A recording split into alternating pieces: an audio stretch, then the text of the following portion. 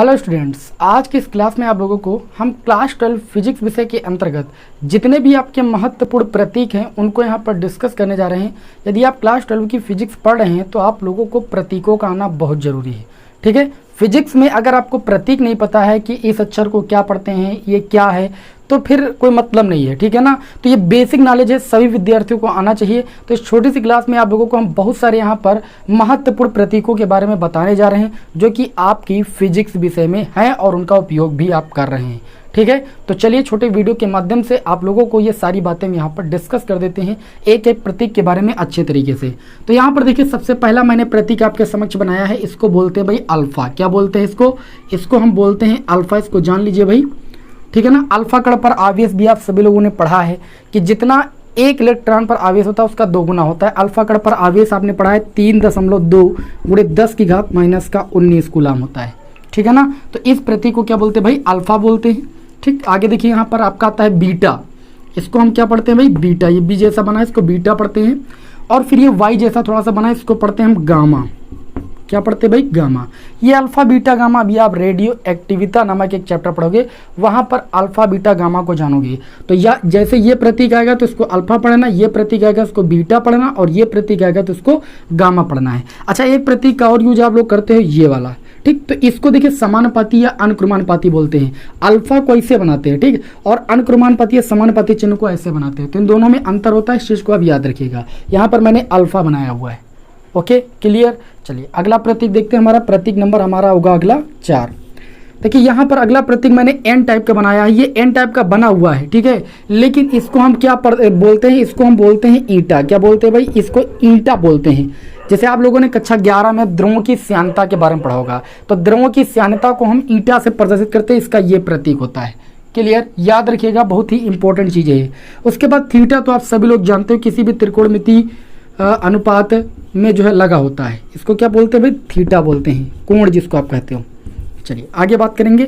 ये जो त्रिभुज की आकृति का आपका प्रतीक बना हुआ है इसको हम बोलते हैं डेल्टा। क्या बोलते हैं भाई? डेल्टा। ठीक, और यहाँ पर जो ये आपका प्रतीक बना हुआ है, ये इसको भी हम बोलते हैं डेल्टा। ये एस टाइप का बना हुआ, थोड़ा सा मिला हुआ, तो इन दोनों को हम डेल्टा बोलते हैं। जैसे आपने कहीं पर अल्प चुंबकीय क्षेत्र निकाला होगा तो उसको डेल्टा बी से लिखा होगा, या डेल्टा बी से इस तरीके से लिखा होगा। ठीक है, तो इस चिन्ह का मतलब है डेल्टा। इसको बोलते हैं जब कहीं पर कोई चीज़ हमें अल्प निकालनी होती है। क्लियर है, फिजिक्स में ये काफ़ी ज़्यादा यूज होता है, और मैंने भी बायो सेवर्ट का नियम बताया था तो वहाँ पर ये डेल्टा का यूज भी किया था। आगे बात करें, यहाँ पर ये आपका क्या, मैंने थीटा एक बार और बना दिया है। ठीक है, तो चलिए इसके स्थान पर कुछ और लिख देते हैं। इसके स्थान पर लिख देते हैं आपका एप्सिलॉन। क्या लिख देते हैं? एप्सिलॉन। इसको पढ़ते हैं भाई एप्सिलॉन। पहले चैप्टर में आप सभी लोग जानते हो इसको क्या बोलते हैं भाई? एप्सिलॉन बोलते हैं।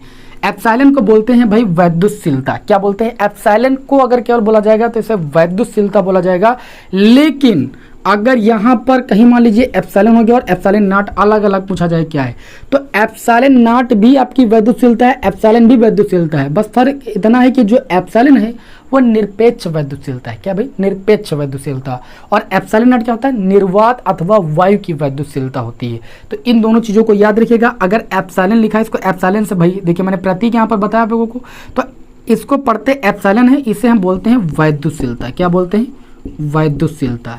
ठीक, अगर केवल एप्सिलॉन है तो इसका मतलब वो निरपेक्ष वैद्युतशीलता है, और अगर एप्सिलॉन नॉट हो जाए, 0 अगर नीचे लग जाए, तो इसे पढ़ेंगे निर्वात अथवा वायु की वैद्युतशीलता। क्लियर, ये 2 चीजें याद रखिएगा। और एप्सिलॉन नॉट का मान भी आप सभी को याद रखना है। एप्सिलॉन नॉट का मान कितना होता है? सभी को पता है। एप्सिलॉन नॉट का मान 8.85 गुणे 10⁻12 कूलम स्क्वायर प्रति न्यूटन मीटर स्क्वायर होता है। पहले चैप्टर में मैंने आपको अच्छे तरीके से बताया, तो ये आप सभी लोग याद रखिएगा, है ना। इसको यहाँ पर मैं लिखकर बता रहा हूँ, तो इस प्रतीक को भी आप सभी लोग याद रखिएगा। ठीक है, तो आप सभी लोग कॉपी लेकर बैठिए। जो भी बातें मैं आपको बता रहा हूँ ये सभी आप लोगों के लिए बहुत ज़्यादा महत्वपूर्ण है यदि आप फिजिक्स पढ़ रहे हैं। आगे यहाँ पर देखिए, ये आपका जो चिन्ह बना हुआ है थोड़ा सा उल्टा वाई के रूप में बना है, इसको हम बोलते हैं लैम्डा। ठीक, लैम्डा। क्या बोलते हैं भाई? लैम्डा। तरंग दैर्ध्य को व्यक्त करने के लिए जो है लैम्डा का जो है चिन्ह लगाया जाता है, ये लैम्डा इसको बोलते हैं भाई। आगे यहाँ पर हम बात करें, जो अगला प्रतीक है उसको हम बोलते हैं भाई म्यू। क्या बोलते हैं भाई? म्यू बोलते हैं। इसको जैसे मैंने बताया भाई, एप्सिलॉन को बताया मैंने कि वैद्युतशीलता बोलते हैं, वैसे म्यू को बोलते हैं चुंबकशीलता। क्या बोलते हैं भाई? चुंबकशीलता। बहुत ही इंपॉर्टेंट चीज़ मैं आपको यहाँ पर बता रहा हूँ, इसको बोलते हैं चुंबकशीलता। जैसे मैंने बताया कि अगर केवल एप्सिलॉन लिखा हो तो उसे निरपेक्ष विद्युतशीलता बोलते हैं, वैसे अगर म्यू केवल लिखा है तो उसे निरपेक्ष चुंबकशीलता बोलेंगे। लेकिन अगर कहीं पर हो जाए भाई म्यू नॉट, क्या हो जाए भाई म्यू नॉट, ठीक है, म्यू नॉट को हम बोलते हैं निर्वात अथवा वायु की चुंबकशीलता।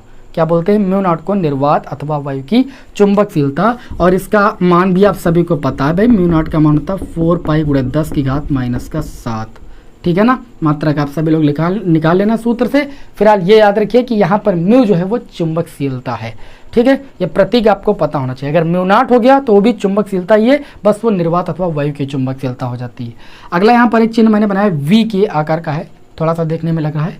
इसको देखिए भाई, इसको बोलते हैं न्यू। क्या बोलते हैं भाई? न्यू बोलते हैं। और इसे जो है आवृत्ति व्यक्त करने के लिए जो है इसे जो है लगाया जाता है सूत्रों में, ठीक है ना। न्यू आवृत्ति को व्यक्त करने के लिए प्रकाश विद्युत समीकरण या प्रकाश विद्युत प्रभाव चैप्टर में आप सभी लोग इस चिन्ह का उपयोग वहां पर सीखोगे भाई। इसको न्यू से प्रदर्शित करते हैं, आवृत्ति होती है।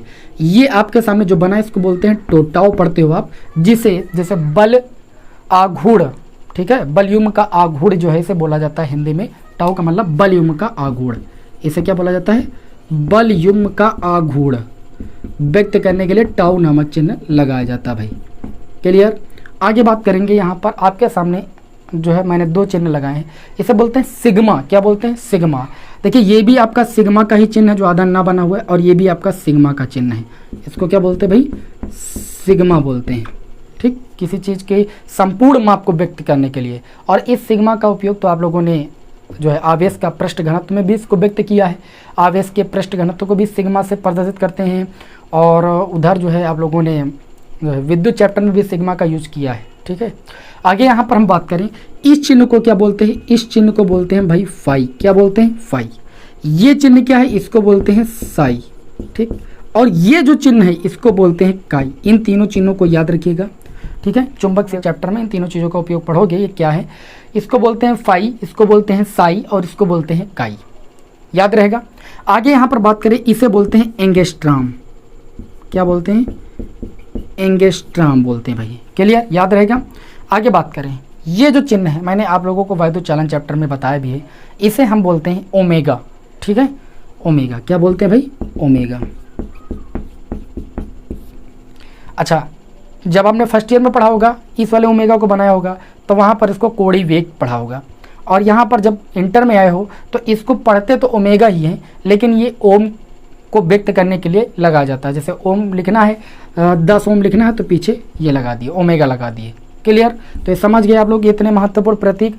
अब जैसे यहाँ पर कुछ जैसे महत्वपूर्ण बातें, एप्सिलॉन नॉट का मान आपको पता होना चाहिए, म्यू नॉट का मान आपको पता होना चाहिए, और 2-3 चीज़ें जैसे मैं आपको बता रहा हूँ। एन यहाँ पर क्या होता है? एन आवोगाद्रो संख्या होती है, ठीक है। आवोगाद्रो संख्या का मान जो होता है वो आपका होता है 6.02 गुणे 10 की पावर भाई 23। सभी को आना चाहिए 6.02 गुणे 10 की पावर 23 प्रति ग्राम परमाणु। क्या होता है? प्रति ग्राम परमाणु। ये आवोगाड्रो संख्या का मान होता है, ये आप सभी को आना चाहिए। वेरी वेरी मोस्ट इंपॉर्टेंट आपका है, ठीक है ना। आगे यहाँ पर हम बात करें बोल्ट्जमान नियतांक, ठीक है।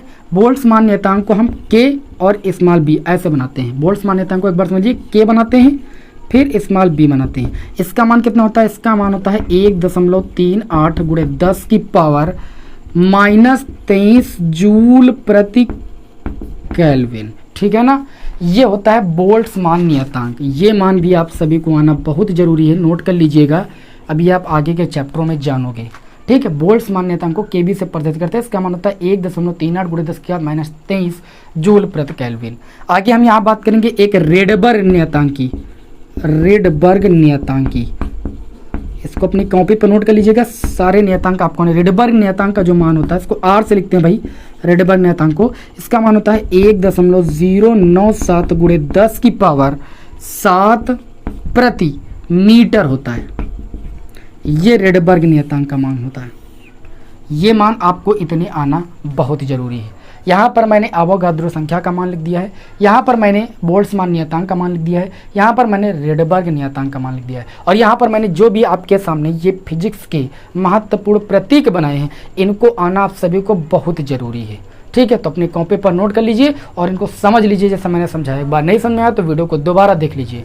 ठीक, इस छोटे से वीडियो में मैंने आप लोगों को क्लास 12 फिजिक्स के जितने भी महत्वपूर्ण प्रतीक थे उनको मैंने डिस्कस किया। क्लास कैसे लगी कमेंट बॉक्स में हमें जरूर बताइएगा। मिलते हैं आपको नेक्स्ट वीडियो में। जय हिंद, वंदे मातरम।